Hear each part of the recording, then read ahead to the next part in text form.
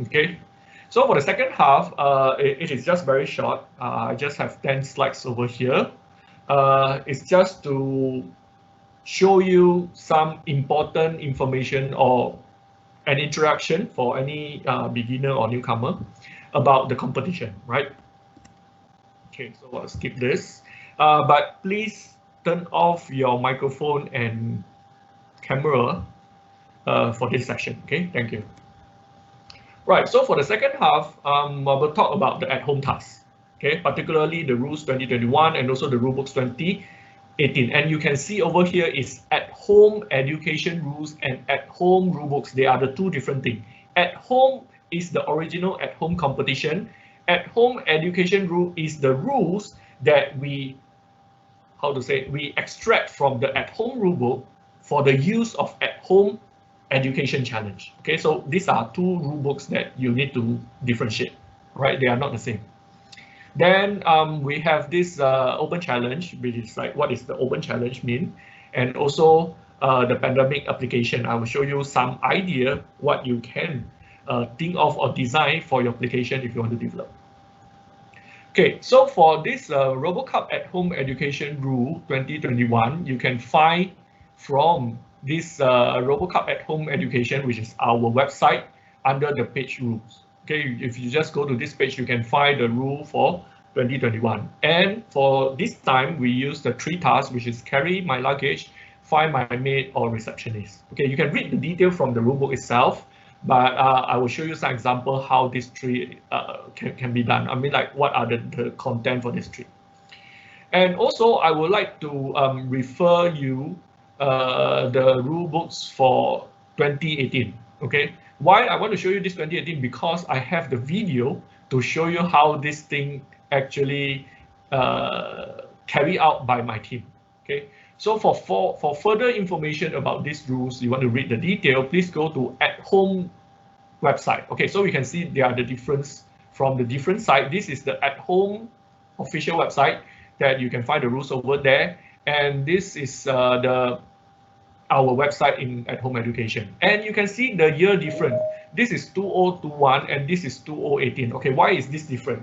Because for 2018, normally for our rules, we will actually refer to the rules 1 year before, because we want the rule book for the at-home only finalized during the game itself, or during the German Open, which is very near to the competition date. So for example, like this year, the rules may only finalize like during this time. So it is not possible for us to use the rule which is like finalized at the last moment. So we normally will use the year before. But why there is a big change over here is because for 2020 and 2021, we actually have delay. So we actually like have 2 years apart. So this one, we actually use this rule for 2019. Okay, 2019, which is 2019 is the last event we have in person. Okay, right. So that's why the video that I have is actually for 2018, and that is what I can show you, because like 2019 is the last event, and 2020 we actually missed the event. I mean, like the whole at-home competition actually got delayed, so we don't have the event over there. So that's why the gap is over here. But okay, don't worry, focus on the task. So you can see this speech and person recognition, help me carry restaurant is actually quite similar to this carry my luggage, find my maids, and receptionist, but they are different, but they have some technology that they share among themselves. Okay, so I will try to explain this with the video so that you understand. Then later on, you might can look further on this thing from the rule books. Okay, and then we have the open challenge. Right. So for the at-home scenario, I explained in the visual class. So you have a typical arena like this. We have a home environment, which is it will have like a mock living room, mock bedroom, and so on. Then we use live real furniture, and then for the object, it's also like everyday object like your mineral water bottle, your cereal, your chips, and others, or your can, So these are all the average, like daily use object that available in a home environment. So these are all the target object that we might use in the competition. But one concept that is very important for you to know is for at-home competition, we don't have a fixed design, okay? Because a living room might look different from different country, and even you and your neighbor have very different living room, right? So it is very different, and we don't have a standard way of doing a living room, and we don't have a standard set of object available at home, because like your mineral bottle and my mineral bottle may look differently as well. But when we say mineral water, we know how a mineral water look like, or when we say living room, we understand like how a living room is supposed to be, right? Unless you are like very extreme design, but in normal cases, we have some normal design for living room and for objects. So that is the concept that we use in at home. Your robot has to be flexible and adaptive enough for different kind of environment, as long as it is fall into the normal design. Okay, so for speech and person recognition tasks, okay, so over here you want to like imagine what your robot's supposed to do.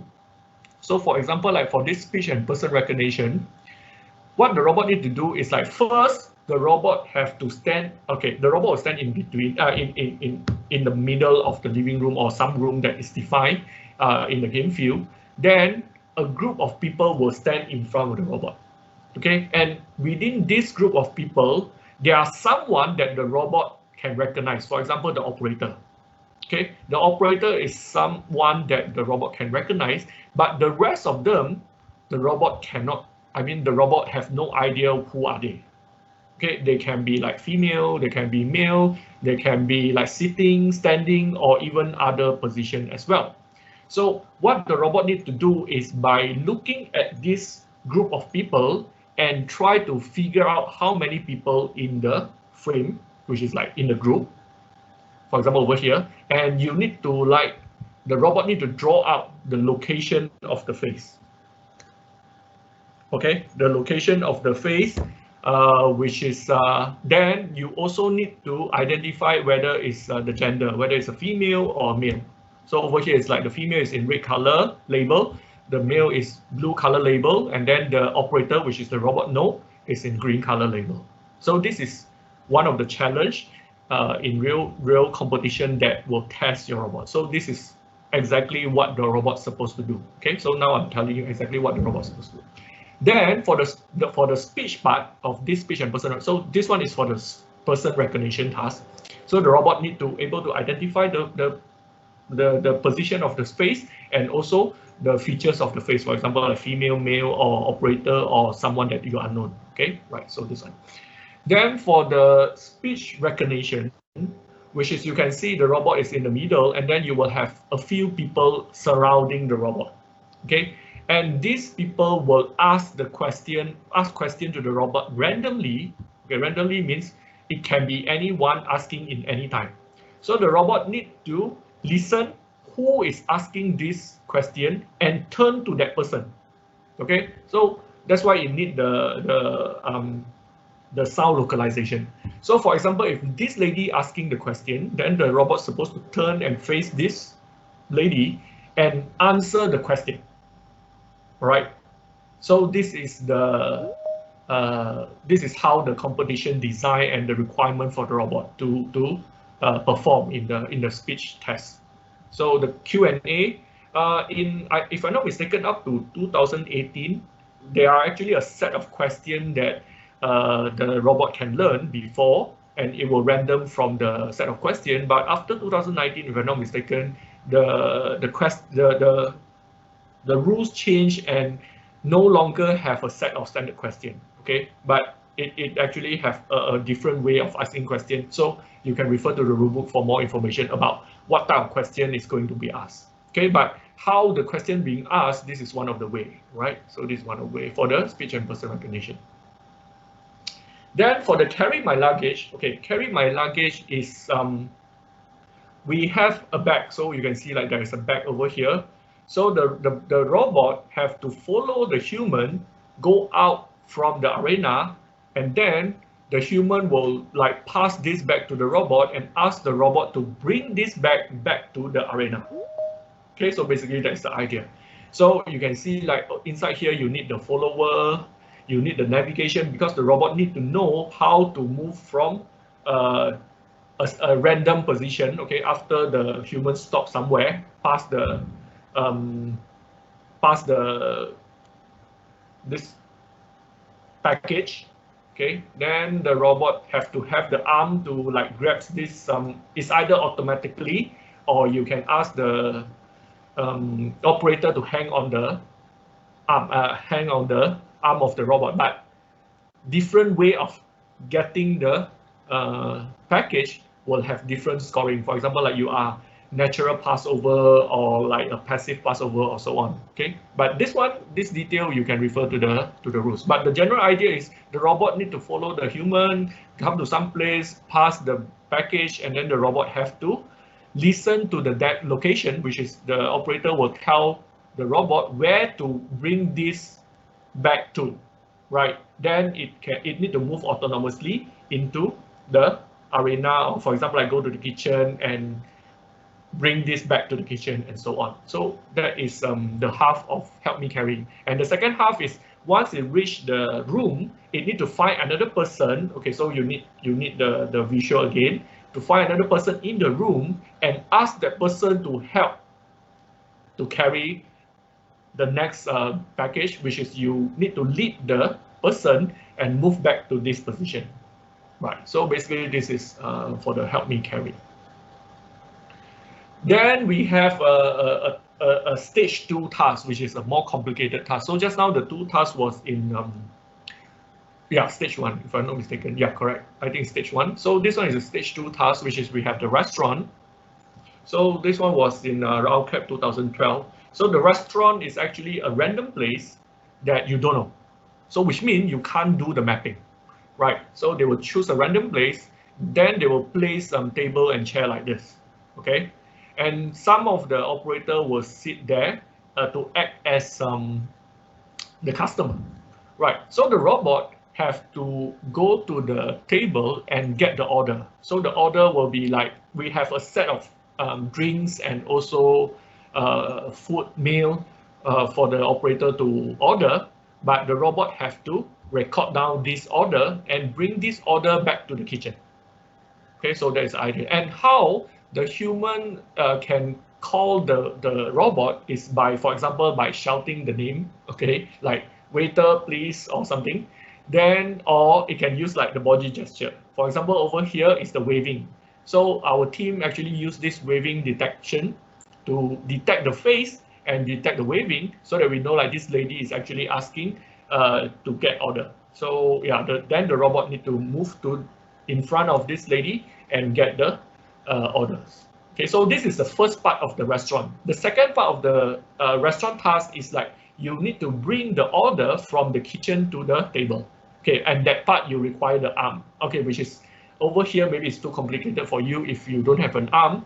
But in brief, after you pass the order to the kitchen, you need to pick up the object. For example, like if let's say this lady order a mineral water or a can of can of Coke or so on, the robot need to grab the bottle of water, or you can put it in a tray and bring it to the table.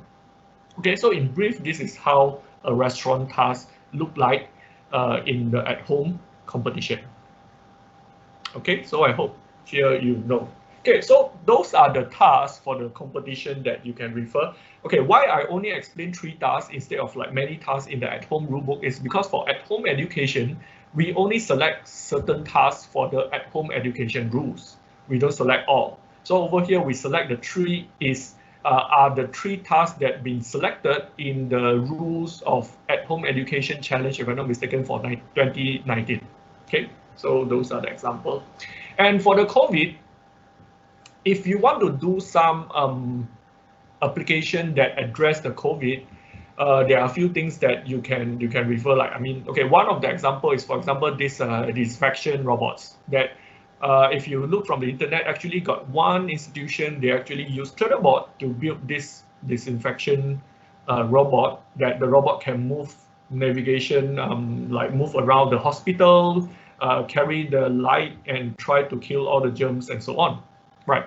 So these are one of the things. Or we have a lot of role that the robot can do in a hospital. For example, like you can do a robot in the hospital for example, like food delivery, and not just food delivery, you can also interact with the patient, you can also deliver the drugs and so on, but all this is up to your creativity. And actually, like some interesting development during the pandemic. This one is for last year, okay? Last example, we have like a graduation, which is you like the teleoperation robot, because we cannot have face-to-face meeting. Then another one, this one I think, if I'm not mistaken, is by Google or Facebook. I cannot remember. So it used the robot to actually simulate the social interaction, like the distance, like how we want to do the social distancing and so on. So it's being used in the research work and so on. So there are actually many ideas we can use, like service robot in to address some development for the pandemic. So you can use this as the background or the theme for you to design your robot application for the online challenge 2021. Okay, right. So with that, I already completed the second part. But okay, so before I end, let's move to the assignment. Okay. Okay, so this assignment is not really an assignment, but it's a summary of everything that we already learned up to this point. Is you combine all the module to develop an interactive service robot development, which is the same as the competition. So you can choose either one. Is like solving the at-home task, which is I named a few the previous tasks to show you some example, or you can use the open scenario. I didn't explain the open scenario. So the open scenario is you think of one scenario, okay? Whether in a restaurant, in a retail, in a house, in a hospital, or anything, as long as service robot is okay. Okay, then from that scenario, you try to design what your robot can do, which is basically normally you showcase your technology or your design or your development of the robots. Okay, so this is the open scenario. Then, of course, the last one is the application to address the COVID pandemic situation, which is I just mentioned a few examples previously. Okay, so this one is like the competition, right? Okay, so with that, basically I finished all the content for this online class for open platform English track, and feel free to contact me from this email, or you can you can access our website for more information. And as a last reminder, please remember to sign up for the entry application. As long as you are interested in the competition, or you want to know more, even you don't want to join the competition at the end, but you want to at least experience something, yeah, feel free to sign up for the entry application so that we can keep in touch with you. We don't know that maybe by the end you might want to join. So yeah, you can sign up so that we can keep in touch after this, because like after this we got no more class. So we need to find a way that we can continue communicate in the preparation of the competition, and I can update you more information about the competition. Okay, so with that, I would like to close this session. We already finished all, and the time is just nice. It's 9:30. Okay, because just now we start about 5 minutes late, so the time is just nice. I thanks a lot our friends from Jupiter Robot, okay, Max, and also Huang, and also David, to like be with us for all the classes to show you very cool and nice robot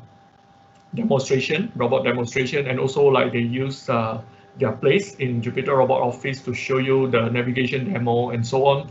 So it's a huge effort from them, and I hope like you can learn a lot from this demonstration, because like just me talking to you, you might can't visualize a lot of things, but the demonstration may help you a lot in understanding the content for these classes. Okay, then I would like to thank all of you who attend. Okay, so the list actually is quite good for this class. We have quite a number that show up every week, and also we have new people show up also. So it's very pleasant to have this class with you. So I hope you can keep in touch with us, sign up for the entry application, and also hope to see you again. All right. So with that, I would like to close this session. Okay, please stay back. Okay, I will start the interaction session after this, so we can have some Q&A, and also you can ask some question, or I can give you some more other information that you are interested in. But let me close this session by ending the recording. Right. So thank you very much, and hope to see you again in the competition. Okay. Right. See you.